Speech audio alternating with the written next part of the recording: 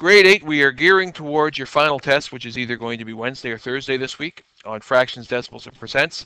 It's the exact same chapter test as the grade 7s would be. The only difference is you use fractional percents, okay, parts of a percent, which is the only difference between the grade 7 outcome and the grade 8 outcome. So these are your questions. There's 4 different types of questions. The first one, you're given this chart here and you're asked to fill it in. So the first thing is you're given the fraction 4 over 250 and you're asked to make it into a decimal and into a percent. Well, to make it into a decimal, that's as easy as pie, because all you have to do to change any fraction to a decimal is take your numerator and divide it by its denominator, okay?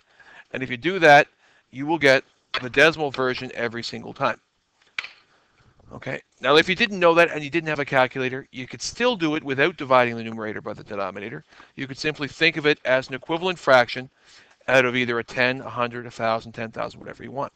In this case, because the denominator is 250, you can create an equivalent fraction out of 1,000 by simply multiplying the denominator by 4 and multiplying the numerator by 4.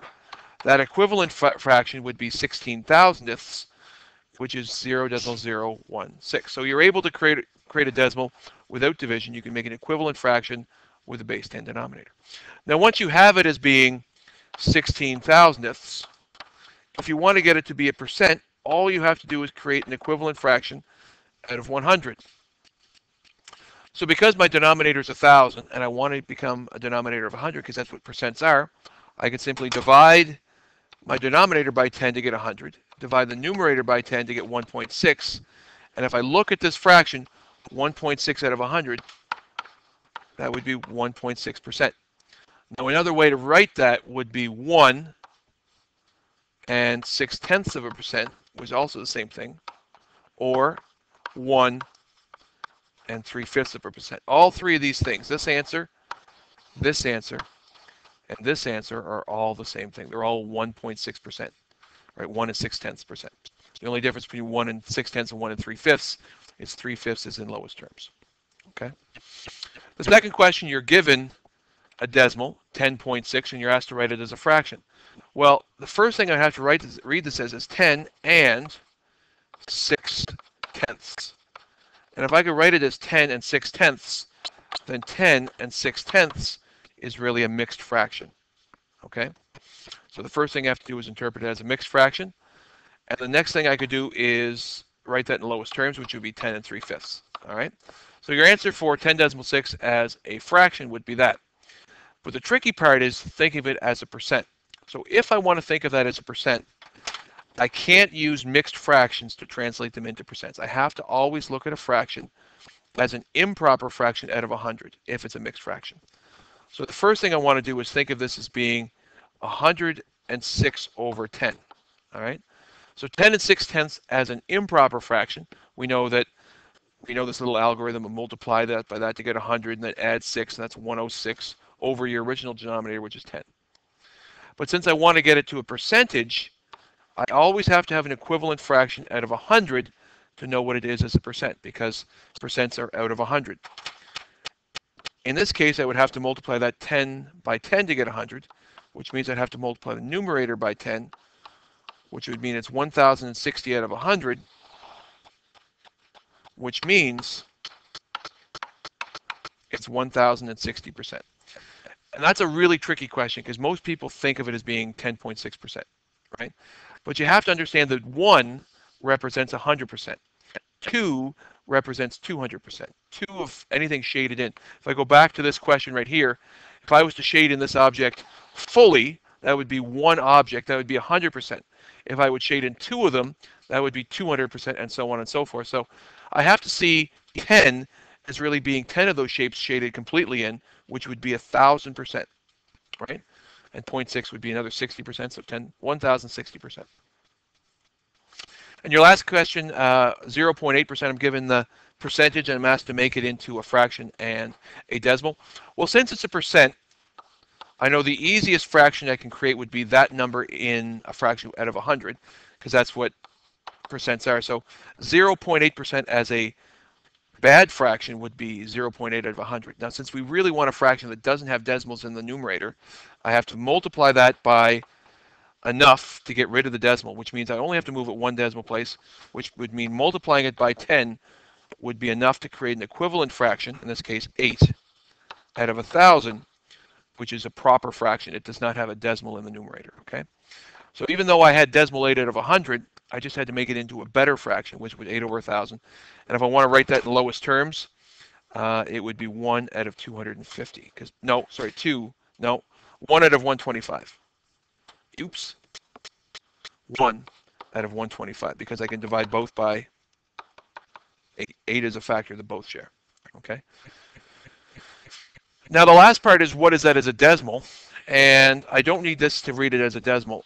In order to write any fraction as a decimal, if your denominator is a base 10 number, like 10, 100, 1,000, whatever, you can just read it and write it. This is 8 thousandths, 8 thousandths, which means as a decimal, 0.008.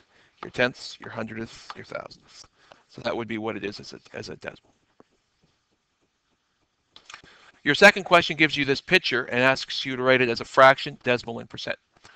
Well, since the whole thing, as we just stated in the last question, would be 100%, we know that this is 10, 20, 30, 40. This is 49, and 49% would be up to here. And whatever this little bit is right here, that's actually 1/4%. So the answer for it as a percentage is 49.25%, or 49.25%. Both of these are the same thing. Not just a little bit more than 49%, 49.25%. As a decimal, as a fraction, excuse me, I'm going to do it as a fraction. I'm going to take this one here and write it as 49.25%, which means if I multiply it by 100, I have enough to move that decimal out, which would be 4,925 over 10,000. So as a fraction, it's 49.25 over 10,000, which is 4,925 10,000ths, tenths, hundredths, thousandths, 10,000ths, which is what my denominator is. 4,925 10,000ths would be written as 0 decimal 4925.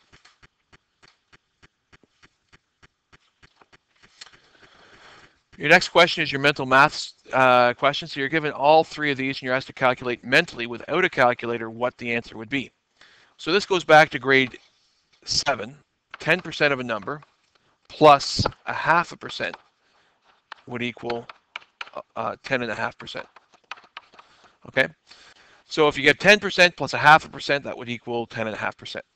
So what is 10% of $80? Well, 10% of $80, you simply take your decimal, move it one place over, and you get $8. Now, in order to find 0.5%, you really first have to figure out what 1% is. And 1%, oops, I'll just do it like this. There's $80. There's 10%. 1%, you move it 2 decimal places. So 1% would be 80 cents. And if 1% is 80 cents, then 0.5% would be half of that, which is 40 cents. So 10% is $8, 1% is 80 cents, 0.5% is 40 cents. So therefore, 10.5% would be $8.40 mentally without a calculator. Now the next one, 0.1%. So 10%, 1%, and 0.1% are all related in that you just simply have to move the decimal. Okay? So if you have 10% of a number, you take that decimal, and you swing it one, that's 10%. 1%, you move it 2 places, you get $3.80. And for 0.1%, you simply move it one more place, which means 10% was $38, 1% was $3.80. So 0.1% was 38 cents. Okay? You don't need that insignificant zero there because there's no money value to that. So your answer would simply be 0.1% is 38 cents. And the last question, 125%. 100% is all of it, so 100% would be $240. So really 125% is 100% plus an additional 25%. That would be 125%. 50% you learned in grade 7 is half of the number, which is $120. And therefore, 25% is half of 50%, which is $60. So if I'm figuring out 125%, there's 100%, there's 25%. So 125% would be the sum of those two, which is $300.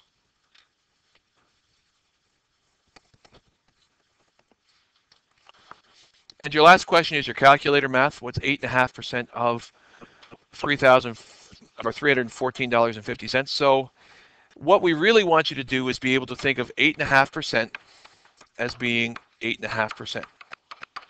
That's the first step you need to make. If you have a percentage sign if you have a fraction in your percent, rethink it as a decimal. So 8.5% in better form is this. Now the reason why we want to write it like that is because then we think of it like this, which is 8.5%, or 8.5 out of 100, which as a better equivalent fraction is 85 out of 1,000. So that whole train of thought has to happen in order for you to start this question. 8.5 is 8.5, 8.5 out of 100 is 85 over 1,000, and 85 over 1,000 is 85 thousandths. All right? Your word of is really the operation multiplication, and $314.50. So that whole thing can be solved with a calculator by taking 85 thousandths and multiplying it by 314.50, if you want the zero there. And that answer is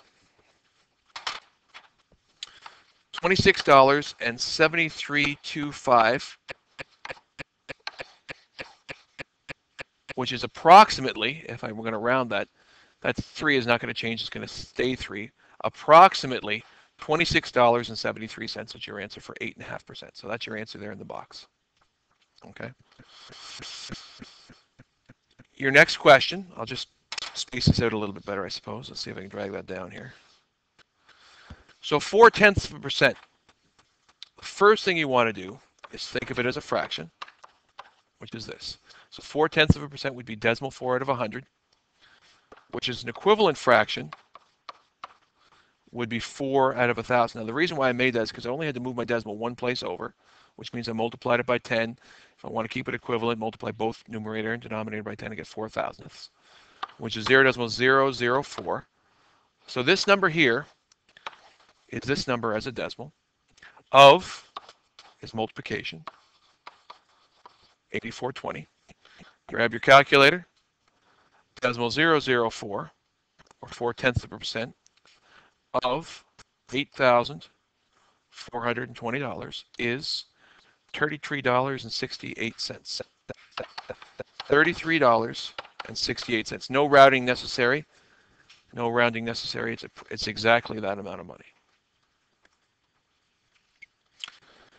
And your last question says 184.3% of $2,008. So again, the first thing I want to do, since it is a percentage, I know I can write it as a fraction out of 100. So it's 184.3 out of 100.